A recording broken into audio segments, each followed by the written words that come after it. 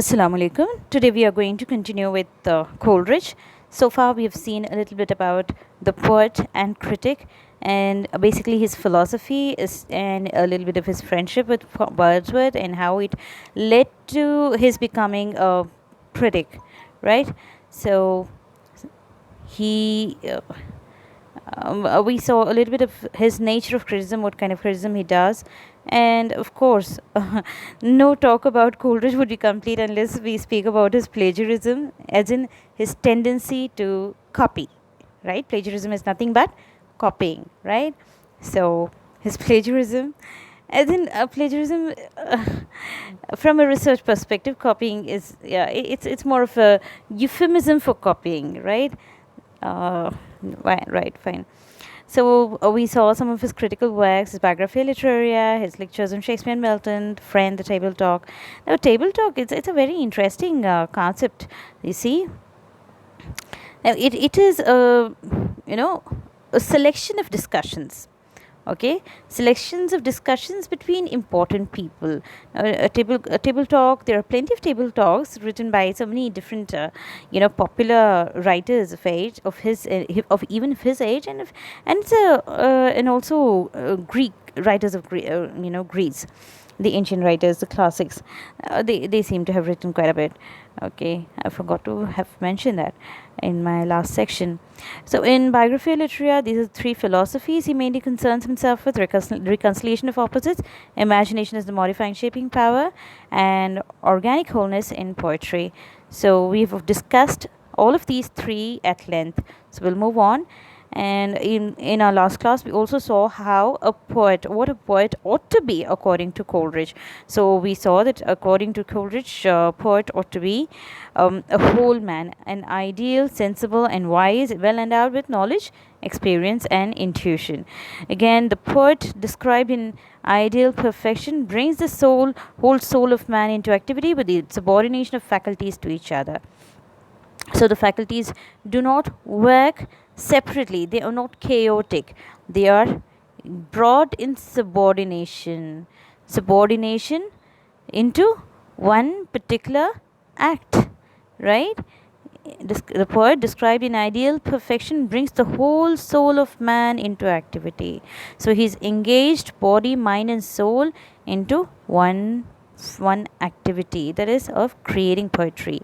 He diffuses a tone and spirit of unity that blends and fuses into each into each with that synthetic and magical power called imagination. See, he lays very high store by what he calls imagination. Now consider this. One sec. Yeah. Okay, fine. I am working with phone, so I'm finding it rather difficult to do it as opposed to doing it with a laptop, working with a laptop. Anyway, when you think of fancy, what is fancy? According to Coleridge, fancy is nothing but, it's not a creative faculty. Okay? Fancy, according to Coleridge, is not a creative faculty. Why? Because it cannot create things, it seems. It merely combines things into pleasing shapes. So you have one idea and you've got another idea, and it just combines them to create, not merely create, puts them together into, or designs them into pleasing shapes, pleasing, there are all of those little jingles, and jingles as in the ones that goes with advertisements, right? They have a very funny tune and hilarious lyrics sometimes, right? So they are fanciful at best. All right. So to create any poetry of a certain standard, you need to have imagination. That's what Coleridge believes. So fancy merely combines things into pleasing shapes. Original material remains undisturbed. So you may work with, say, for instance, now consider this poem. Had we but whirled enough in time, this coyness lady were no crime. We would sit down and think which way to walk and pass our long love's day. Thou by the Indian Ganges side shouldst rubies find, I by the tide of Humber would complain. I would love you 10 years before the flood, and you should, if you please, refuse till the conversion of the Jews. My vegetable love should grow vaster than empires and more slow, and 100 years should go to praise thine eyes and on thy forehead gaze, 200 to each. All right, so we stop here for now. In the verses we just read, what you find is that there is, even though it is written really very artfully, what you find is there is a certain line that has not been crossed, a line that seems to delineate or the extent of fancy, or according to Coleridge, at least according to Coleridge, which there is this threshold of fancy, over which you need to go to reach to imagination, right? So the kind of poetry that we read just now, it's actually a poem by Andrew Marvell to his to his coy mistress, a very famous poem for that matter. That poetry, if you see it very closely, if you wanted to go back, you can rewind and see it, you can watch it. So if you see that poem, if you read that poem, what you find is that there is only a mixture there, a mixture of different ideas brought into pleasing shape. It is pleasing nevertheless, it gives you aesthetic pleasure nevertheless, but it does not have any very high imagination, even though there is mention of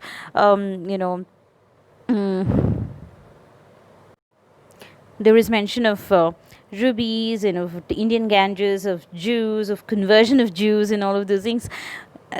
But it is nevertheless a superficial mixture, right?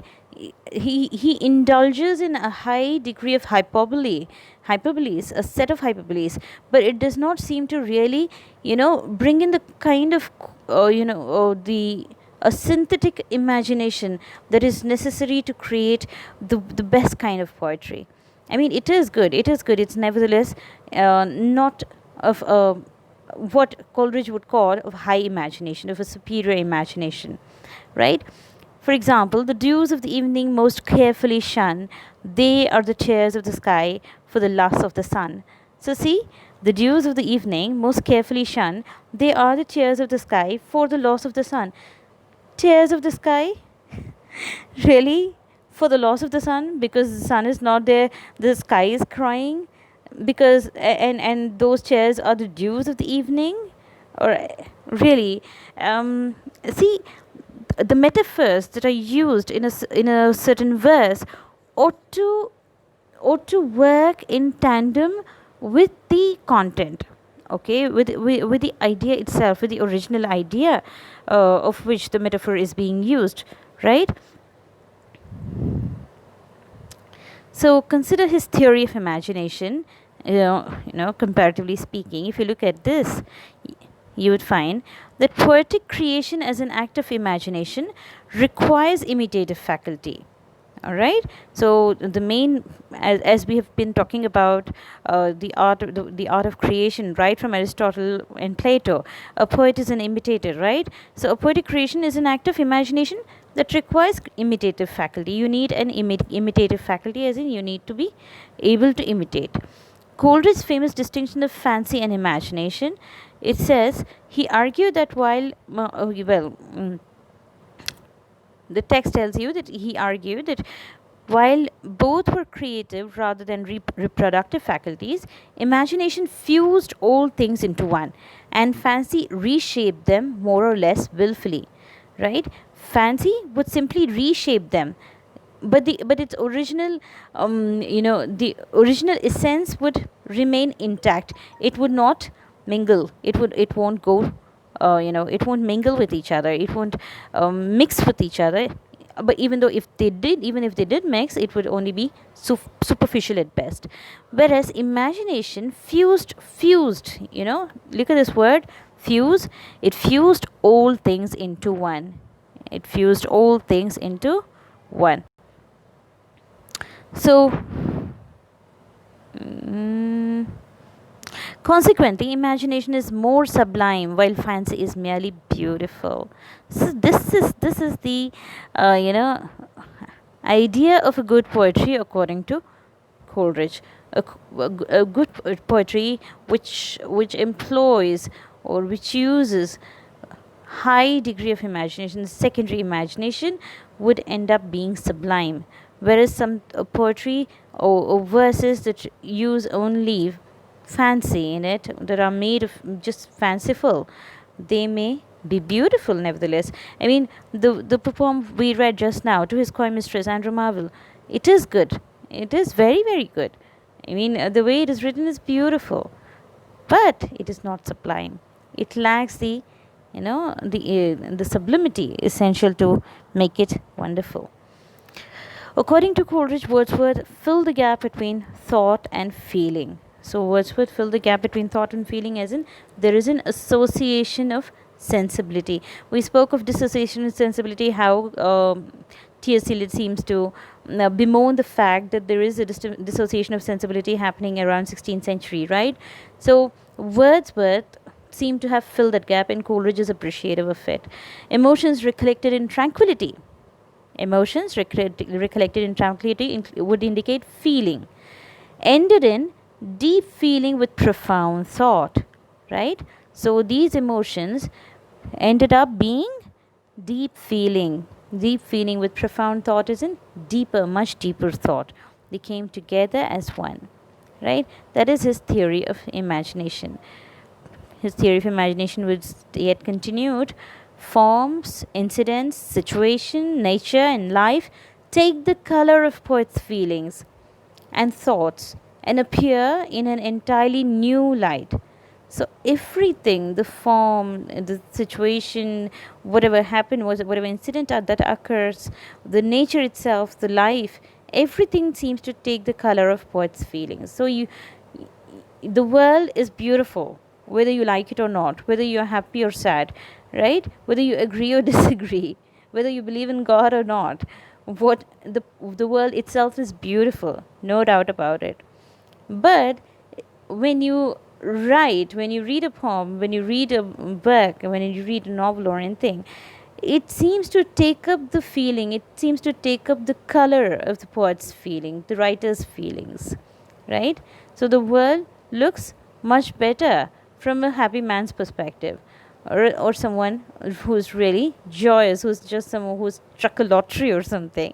The world is an awesome place to be, right? Whereas a person who's just lost something, obviously the world is a fool's errand. Everything is foolish. There is no point in life. There is no point in living. So everything, every situation, every incident takes up the color of poet's feelings and thoughts. What I mean, you may be writing about a flower. The same flower would be indicative of a person's romantic interest, or or it may remind you of probably your mother's eyes, or or your mother's smiles. It's as soft as mother's smiles. Or it may remind you of a friend who used to carry it in a book, or maybe it would be indicative of. So you see, a situation, the same situation could take up any form, right? But it basically takes up the color of a person's feeling, the writer's feeling. So it's not the thing itself, it's not the incident itself, it's not the situation itself, it's not the character itself that matters. How the writer feels about it, that's what matters. What the writer thinks about it's what matters. So that's his Coleridge, another idea of Coleridge's idea of imagination. What has long become mundane through familiarity is thrown under a new lens. So I must have spoken to you about defamiliarization, I believe, how the ordinary is made to seem extraordinary. At least poems are supposed to do that. So you may be familiar with the world around you, with the trees around you. There's bougainvillea, and there is all those, even a cactus, in a garden. You may be familiar with all of these, but when you look at it from a poet's perspective, it actually takes a new form. So the familiar is defamiliarized. So what is known to you is introduced to you anew.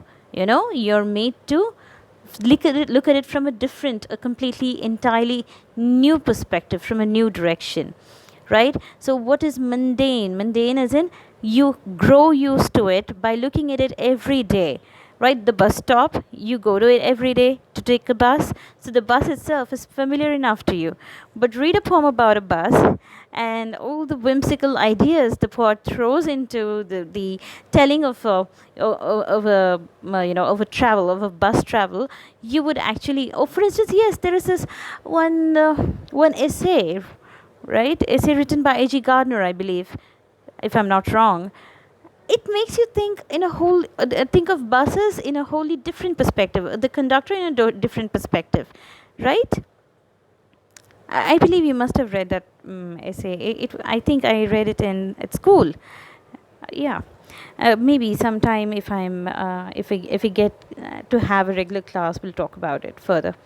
So you see, the mundane is made to, I mean, the mundane that is become familiar to you is thrown under a new lens through the poet's imagination, making the ordinary seem extraordinary.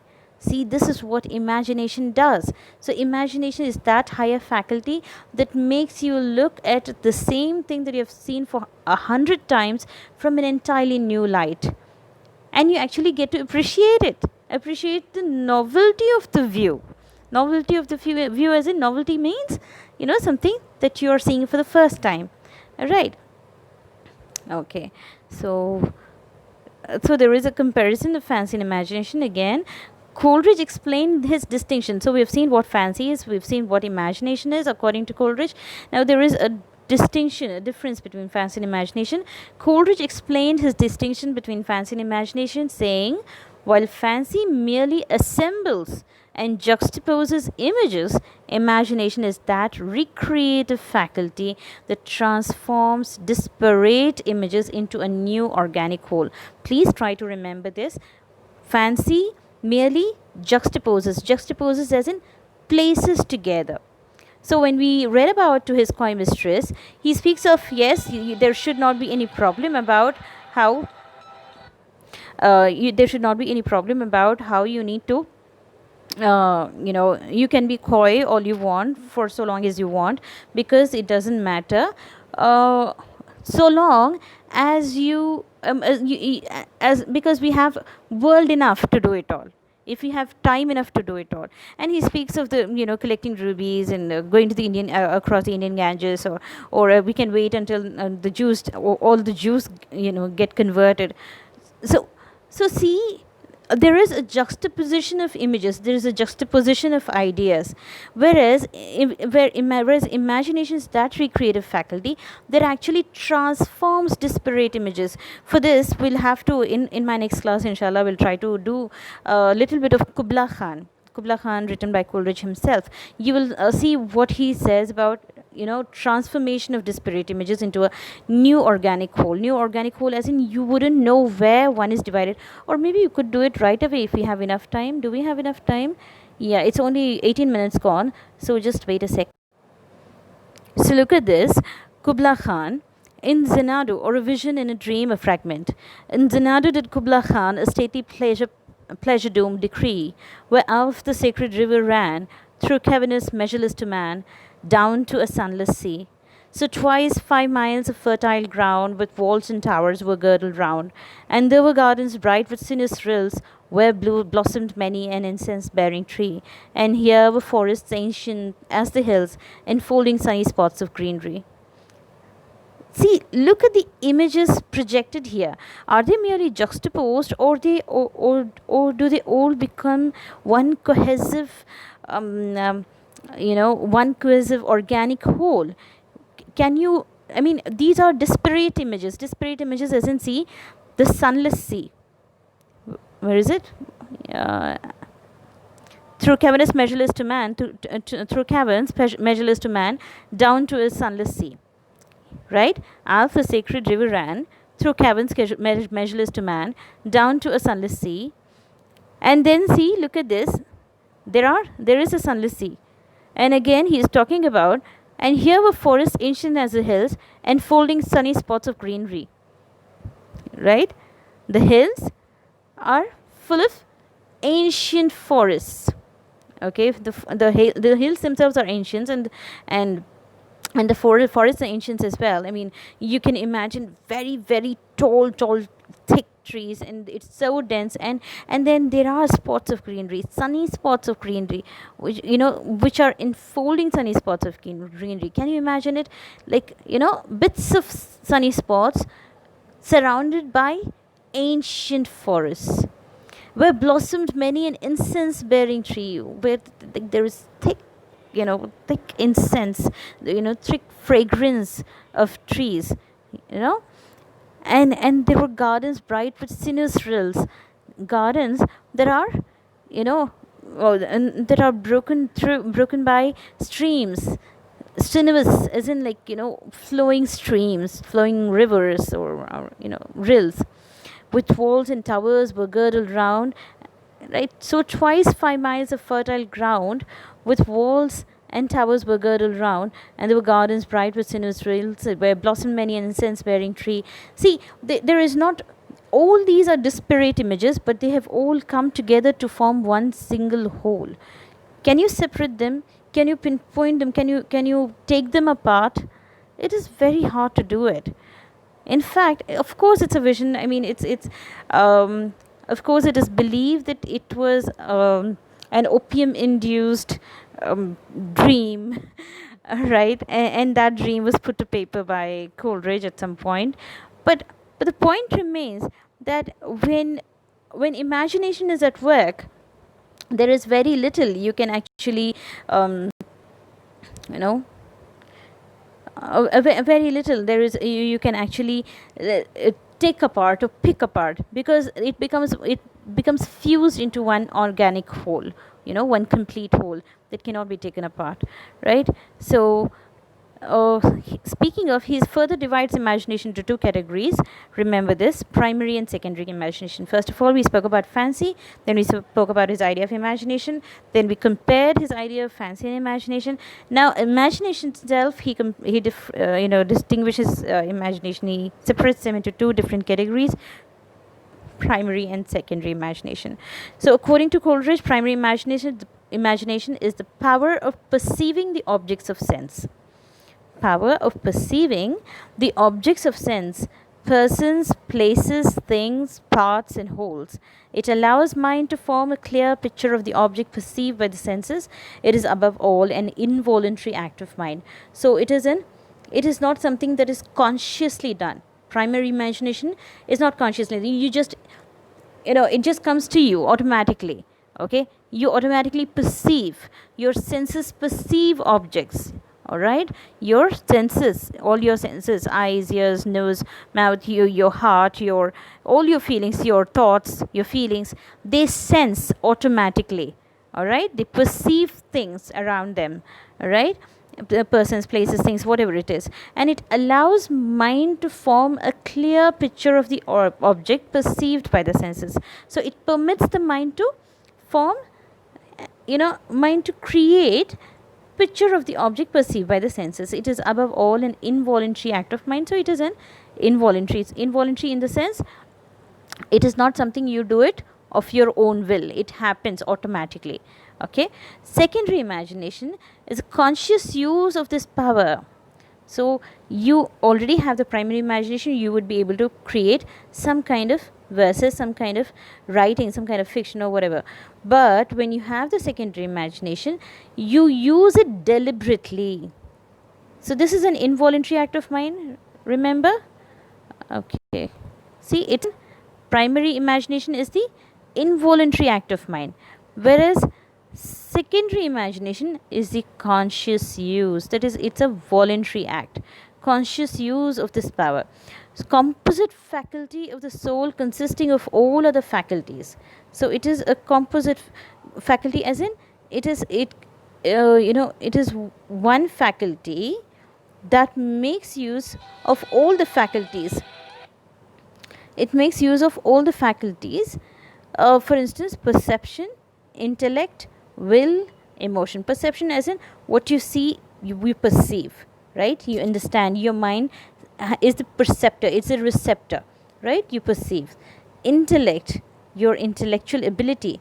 Your will, what you feel or what you want to do, how you want to do it. Your emotion. I'm sorry, I keep getting calls. I mean, that's the hazard of using mm, take this hazard of using phone to get my lecture done. Anyway, so it allows mind to form. So we were talking about, yes, perception, intellect, will, and emotion. It is more active. So secondary imagination is something that is, that comes through practice, not merely instinctively. Primary imagination is, it's an automatic, it's an involuntary practice, whereas secondary imagination is something that you do it consciously. All right. Composite faculty of the soul, consisting of all of the faculties: perception, intellect, will, emotion. It is more active. It dissolves, diffuses, dissipates in order to recreate. It has this shaping and modifying power. What becomes obvious is that nature and mind color each other simultaneously. So nature and mind, they both seem to work together. Nature colors the mind colors the nature. So how does mind color the nature? It's what you see. The eye, the beauty lies in the eyes of beholder. You must have heard of it, right? So nature itself the colors the mind. Nature has its impression on you, and you have this impression of nature that you put it into paper, right? Secondary imagination is that kind of power, has holds that kind of power. It has the ability to shape and to modify and to color nature, and in turn be colored by nature. So in secondary imagination is a higher faculty according to Coleridge. The main difference, to simply put, the main difference between primary imagination and secondary imagination is that primary imagination is something that happens automatically, involuntarily, whereas secondary imagination is something that you practice, that comes through practice. So you need to keep practicing, and only then you'd be able to. I feel like that. You need to practice, but it could be it could be done in any way. You probably have to have higher senses or have a lot of opium, maybe. Okay, no insult, no offense to anyone, but my point remains.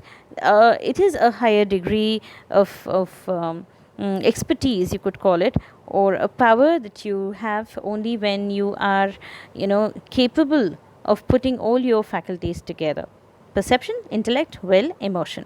Okay, and it dissolves, diffuses, dissipates to recreate, right? So it has a shaping and modifying power. So I would like you to draw a diagram differentiating both primary imagination and secondary imagination.